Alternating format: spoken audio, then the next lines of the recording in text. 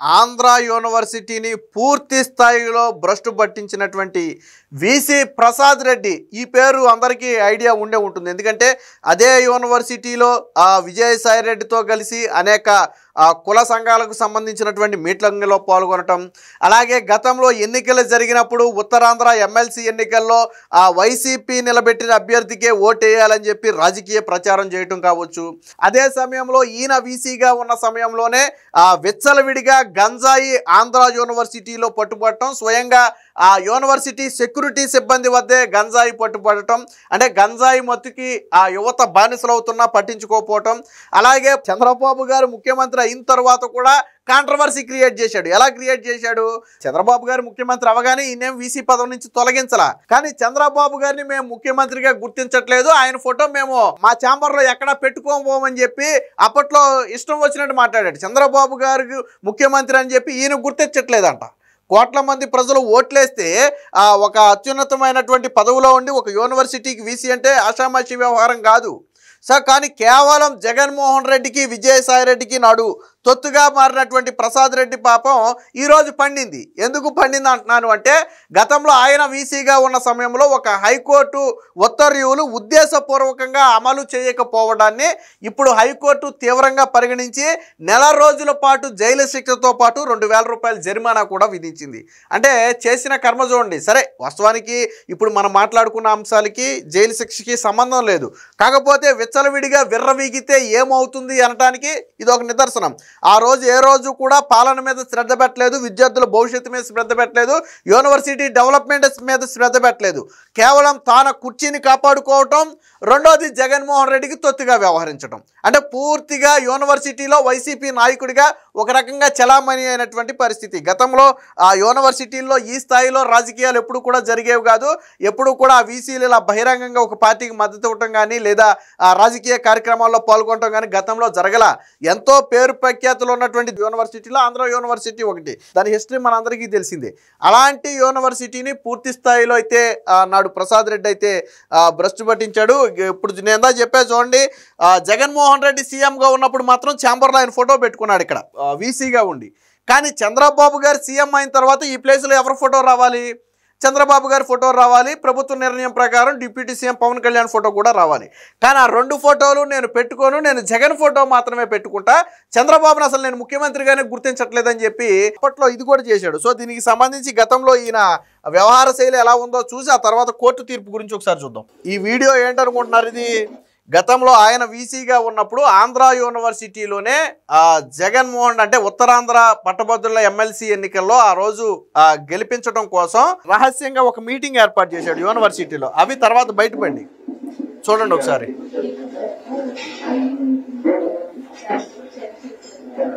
అప్పటికి ఇంకా ప్రసాద్ రెడ్డి రాలేదు.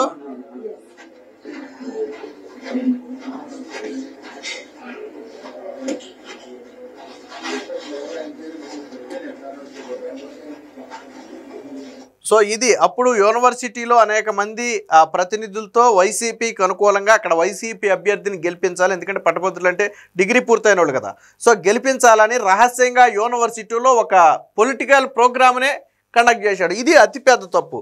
తరువాత ఇంకా చూడండి, తరువాత తన పదవి పూర్తయిపోయిన తర్వాత మరికొంతకాలం కంటిన్యూ చేయడం కోసం రాజకీయ ఎజెండా వాడాడు. చూడండి, ఏయూలో వైఎస్ కాంస్య విగ్రహం పదవి కోసం వీసీ వ్యూహం అని విమర్శలు.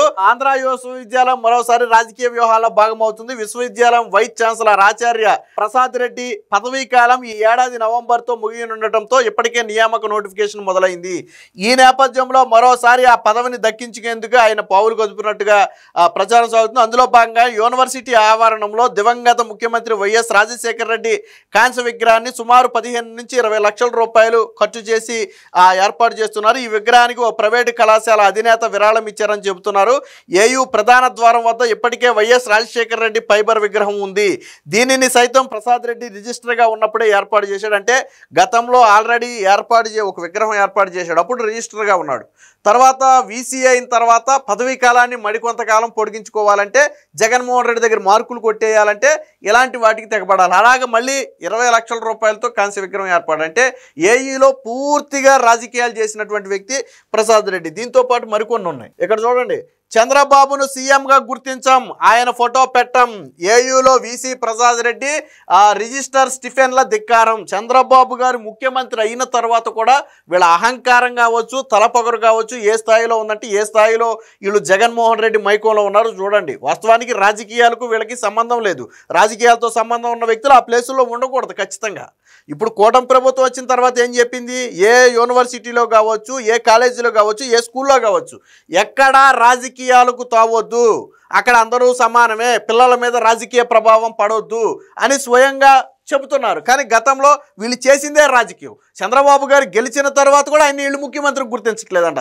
వీళ్ళు వీళ్ళ పదవి వేసుకుని వీళ్ళు ముఖ్యమంత్రిగా చంద్రబాబు గారిని గుర్తించట్లేదంట. సరే, తర్వాత పీకి పక్కన పెట్టారనుకోండి, అది వేరే విషయం. మరి ఇలాంటి అహంకారపూరితమైనటువంటి వాతావరణంలో 5 ఏళ్ల పాటు ఆంధ్ర యూనివర్సిటీని వీళ్ళు ఎలా నడిపారు నాకు అర్థం కావట్లా. ఇది కూడా వాళ్ళ ఘనకార్యం గురించి వచ్చిందే. చిచ్చి వీసీ మరోసారి ఆంధ్ర వర్సిటీ వీసీ బరితెగింపు. వైసీపీ ఎమ్మెల్సీ అభ్యర్థి కోసం విందు భేటీ. ప్రైవేటు కళాశాల నిర్వాహకులకు ఆహ్వానం చూసిన మనం వీడియో అదే. వేదిక పైన వైవి సుబ్బారెడ్డి ఎమ్మెల్సీ అభ్యర్థి, మరికొందరు వైసీపీ నేతలు హాజరు. వైసీపీ గెలుపు కోసం వీసీ రాజకీయ ప్రసంగం. విషయం తెలుసుకుని సిపిఎం నేతల ముట్టడి. కిచెన్లో నుంచి జారుకున్న వైస్ ఛాన్సలర్. ఎన్నికల కమిషన్ చర్యలు తీసుకుంటుందని చెప్పి ఇది గతంలో ఎమ్మెల్సీ ఎన్నికలకు ముందు వచ్చినటువంటి ఒక వార్త. అంటే ఏ స్థాయిలో వీళ్ళు బరితెగించారు అనడానికి ఇది ఒక వార్త. ఇప్పుడు ఈయన మీద తీసుకున్నటువంటి ధిక్కారణ చర్యలు ఏంటో ఒకసారి చూద్దాం. ఏయూ మాజీ వీసీ ప్రసాద్ రెడ్డికి జైలు శిక్ష, 1 నెల రోజులు జైలు, 2000 రూపాయల జరిమానా. కోర్టు ఉత్తర్వులంటే ఆయనకు గౌరవం తక్కువ, కనికరం చూపితే న్యాయ వ్యవస్థకే నష్టం. నిన్న హైకోర్టు కొన్ని కీలక వ్యాఖ్యలు చేసింది. ప్రసాద్ రెడ్డి లాంటి వ్యక్తి మీద ఆ లాయర్ ఏమన్నాడంటే జైలు శిక్ష విధించినప్పుడు కొంచెం బ్రతిమలాడాడు, కొంచెం కనుకరించి చూడండి అని. అప్పుడు జడ్జి ఒక వ్యాఖ్య చేశాడు. ఏమనంటే ఇలాంటి వ్యక్తుల మీద కనికరం చూపితే అది న్యాయ వ్యవస్థకే మచ్చ, న్యాయ వ్యవస్థకే మచ్చ అని ఆయన ఒక వ్యాఖ్య చేశాడు. అంటే వీళ్ళు ఏ స్థాయిలో కోర్టు ధిక్కరణకు పాల్పడ్డారో, కోర్టు ఎంత అసహనంతో ఆ వ్యాఖ్య చేసిందో మనం అర్థం చేసుకోవచ్చు. సాధారణంగా కోర్టుల్లో తప్పు జరిగిపోయినప్పుడు లాయర్లు జడ్జిలు బ్రతుకులాడుకుంటారు. కొద్ది రోజులు టైం ఇమ్మనో, లేదా అప్పీల్కి వెళ్ళడానికి అవకాశం ఇమ్మనో, లేదా మానవతా దృక్పథంతో కొద్ది శిక్షను తగ్గించమనో వేడుకుంటారు. సహజంగా జరిగేదే. సో న్యాయమూర్తులు కూడా ఆ విజ్ఞప్తికి అనుగుణంగా అప్పుడు ఏదో ఒక డెసిషన్ తీసుకుంటారు.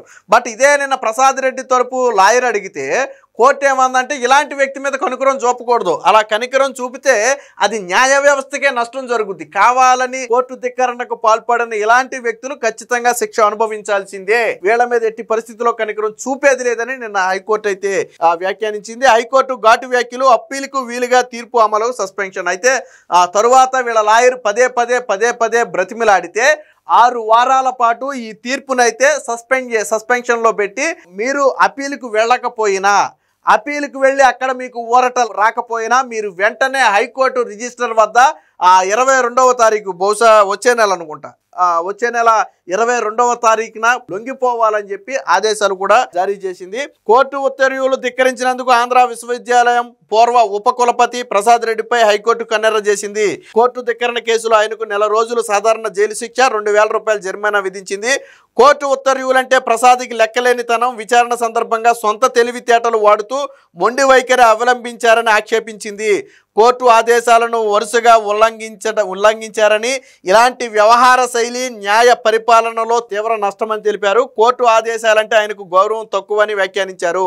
వీసీ బాధ్యతల నుంచి వైదొలిగే వరకు కోర్టు ఉత్తర్వులు అమలు చేయలేదని, కొత్త వీసీ వచ్చాకే దాన్ని అమలు చేశారంటే ప్రసాద్ రెడ్డి వీసీగా ఉన్నప్పుడు కోర్టు ఇచ్చినటువంటి ఉత్తర్వులు తిరిగి కూటమి ప్రభుత్వం వచ్చి కొత్త వైస్ ఛాన్సలర్ని నియమించిన తరువాత గానీ అమలు చేయలే. అప్పటి వరకు కూడా దాన్ని తొక్కుపట్టాడు. సో హైకోర్టు దాన్నే తీవ్రంగా ఆక్షేపించింది. కొత్త వీసీ చేయగలిగింది, ఈ వీసీ ఎందుకు చేయలేదు?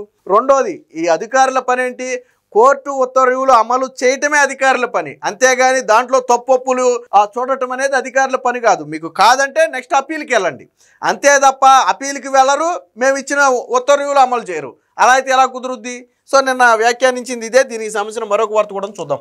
ఇలాంటి వ్యక్తిపై కనికరం చూపితే న్యాయ వ్యవస్థకే నష్టమని ఘాటుగా వ్యాఖ్యానించింది. ఒకవేళ అప్పీల్లో గన స్టే రాకపోతే 22న లొంగిపోవాలని చెప్పి, ఈ నెల 22నే, వచ్చే నెల కాదు, ఈ నెల 22నే లొంగిపోవాలని చెప్పి కోర్టు అయితే స్పష్టం చేసింది.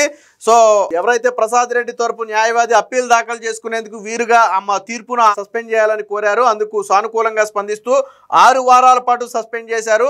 అప్పీల్ దాఖలు చేయకపోయినా, దాఖలు చేసిన అప్పీల్లో స్టే రాకపోయినా ఈ నెల 22 సాయంత్రం 5 గంటలలోపు హైకోర్టు రిజిస్టర్ వద్ద లొంగిపోవాలని ప్రసాద్ రెడ్డిని ఆదేశించారు.